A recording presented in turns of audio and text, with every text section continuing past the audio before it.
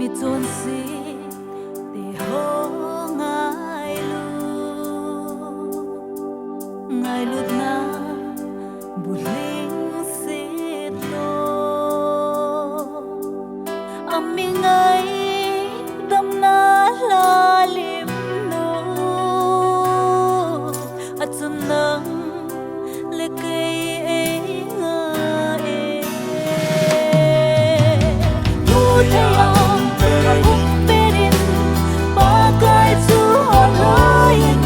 o nai la ma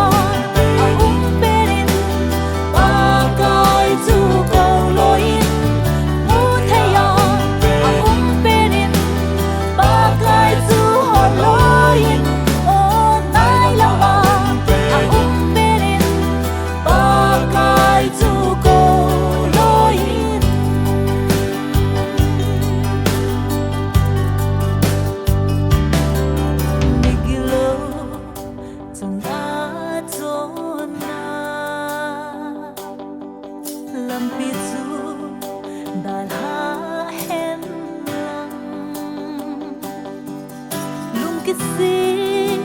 pumin pa kai zon zing le aman ngai dam de tu te yang kum perin pa kai chu holoi o nai la ma perin pa kai chu ko loi